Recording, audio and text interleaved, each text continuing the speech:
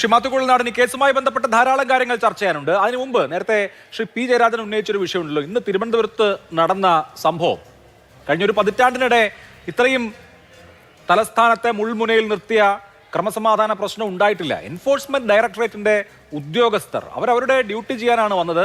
അവർക്ക് ജീവാപായം പോലും ഉണ്ടാവുന്ന വിധത്തിൽ കാര്യങ്ങൾ മറഞ്ഞു.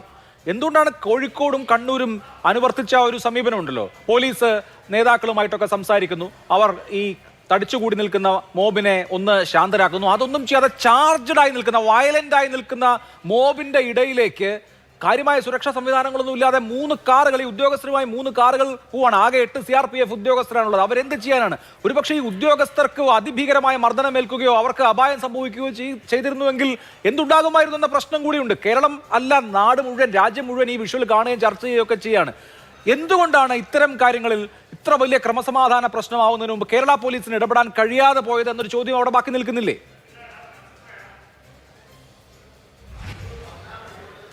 അല്ല, എനിക്ക് തോന്നുന്നു അത് സംബന്ധിച്ച് ബഹുമാനായ ആഭ്യന്തരമന്ത്രി തന്നെ ഒരു പ്രതികരണം നിങ്ങൾക്ക് നൽകിയിട്ടുണ്ടെന്നാണ് ഞാൻ മനസ്സിലാക്കുന്നത്. പിന്നെ സ്വാഭാവികമായിട്ടും ഒരു പബ്ലിക് പ്രൊട്ടസ്റ്റ് പോലെ ആയിരുന്നതുകൊണ്ടും ആ നിലയ്ക്ക് അതിനെ ആളുകളിൽ അത്യാചാർജ് കൈകാര്യം ചെയ്യേണ്ടായിരുന്നില്ല. ബാക്കി സ്ഥലങ്ങളിലുമൊക്കെ കുറച്ചുകൂടി അവധാനതയോടെ കൈകാര്യം ചെയ്തു എന്നാണ് മനസ്സിലാക്കാൻ. പക്ഷേ തിരുവനന്തപുരത്ത് ഇപ്പോൾ ഒരു ഇൻസിഡൻ്റ് ഉണ്ടാക്കണമെന്ന് തീരുമാനിച്ച് ഉറച്ചിരിക്കുന്നവർ നമ്മളെത്ര ഒരു എടുക്കാൻ പറ്റുന്ന കെയറൊക്കെ എടുത്താലും ആ നിലക്കുള്ള സംഭവങ്ങളൊക്കെ ഉണ്ടാവും. അങ്ങനെ വേണം എനിക്ക് അതിൻ്റെ മറ്റ് ഡീറ്റെയിൽസ് എനിക്ക് അങ്ങനെ പറയാൻ അറിയില്ല. കാരണം എന്താണ് സംഭവിച്ചതെന്ന് അറിയില്ല. എന്തുകൊണ്ടാണ് അങ്ങനെ കൊണ്ടുപോയത്, അല്ലെങ്കിൽ അവിടുത്തെ അന്തരീക്ഷം കറക്റ്റ് എന്തായിരുന്നു, അല്ലെങ്കിൽ അത് പോലീസ് എന്തുകൊണ്ട് പോലീസ് വേണ്ടത്ര പ്രിക്കോഷൻ എടുത്തില്ലയോ, അതിനെ സംബന്ധിച്ച് ആഭ്യന്തരമന്ത്രി തന്നെ ഒരു ഇത് പറഞ്ഞിട്ടുണ്ട്. ED ഉദ്യോഗസ്ഥർക്ക് അങ്ങനെ ആവശ്യമുണ്ടെങ്കിൽ അവർക്ക് പോലീസിന് സഹായം തേടാവുന്നതാണ്. അങ്ങനെ തേടിയാൽ അവർ കൊടുക്കുന്നതാണ്. അതല്ലാതെ അങ്ങനെ ഇല്ല. പിന്നെ ഇതൊക്കെ പറയുമ്പോഴും ഈ നിലയിലാണ് EDയെ അല്ലെങ്കിൽ അങ്ങനത്തെ ഒരു അന്വേഷണത്തോട് പ്രതികരിക്കേണ്ടത് എന്ന് CPM പോലൊരു പാർട്ടി അല്ലെങ്കിൽ അവരുടെ ഒരു സമീപനം ഇതാണ്. എനിക്ക് മുമ്പ് ഇതിനു മുമ്പ് ജയരാജൻ സർ പറഞ്ഞ കാര്യങ്ങളോട് എനിക്ക് വിയോജിപ്പില്ല. അദ്ദേഹത്തിന് ഞാൻ എൻ്റെ കാര്യത്തിൽ ആക്ഷേപം പറഞ്ഞതല്ല അവിടെ ഇരിക്കട്ടെ.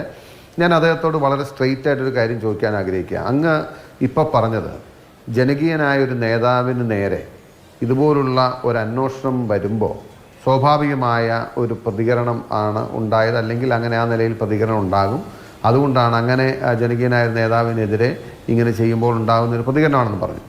ഞാൻ അങ്ങയിൽ നിന്ന് കേൾക്കാൻ ആഗ്രഹിക്കുന്ന ഒരു കാര്യം, സമാനമായ കാര്യം കോടിയേരി ബാലകൃഷ്ണൻ്റെ കാര്യത്തിലുണ്ടായപ്പോൾ, കോടിയേരി ബാലകൃഷ്ണൻ്റെ മകനുമായി ബന്ധപ്പെട്ട് EDയുടെ അന്വേഷണം വന്നപ്പോൾ അങ്ങ് ഇന്ന് ന്യായീകരിക്കുന്ന ഇതേ നേതാവ് പറഞ്ഞത് അങ്ങ് ഓർക്കണ്ടാവുമെന്ന് വിചാരിക്കുന്നില്ല. ഞാൻ അങ്ങ് ഓർമ്മിപ്പിക്കാം.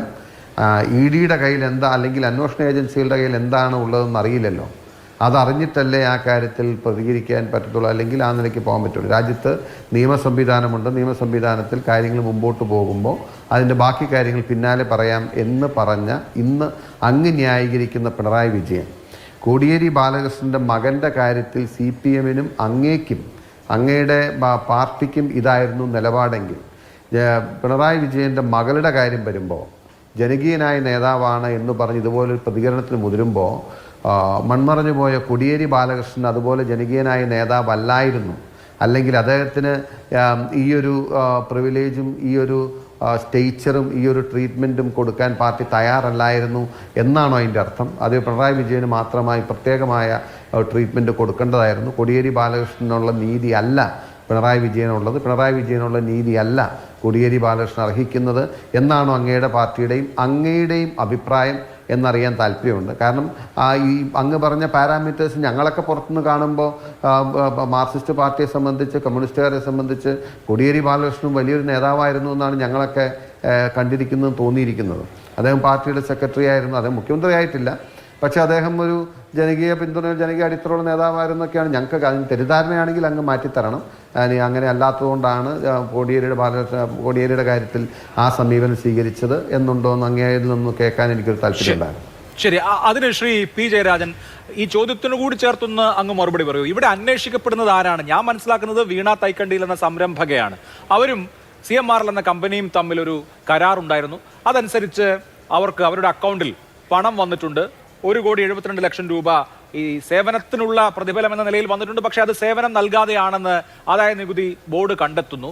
അപ്പോൾ ഇതൊരു സ്വകാര്യ വ്യക്തിയെ സംബന്ധിക്കുന്ന കേസാണല്ലോ. അപ്പോൾ ആ വ്യക്തി ഇപ്പോൾ താമസിക്കുന്ന വീട്ടിലും അവരുടെ ഭർത്താവിൻ്റെ വീട്ടിലും അവരുടെ കുടുംബ വീട്ടിലും പരിശോധന നടത്തുകയാണ്. അപ്പോൾ ആ സംരംഭകയുമായി ബന്ധപ്പെട്ട കാര്യങ്ങൾ അന്വേഷിക്കുന്നതിന് എന്താണ് തടസ്സം? അതിന് ഒരു നാടാകെ CPM-ന്റെ ഭാഷയിൽ ഇളകി വന്ന് ഇങ്ങനെ പ്രതിരോധം തീർക്കേണ്ട കാര്യമുണ്ടോ?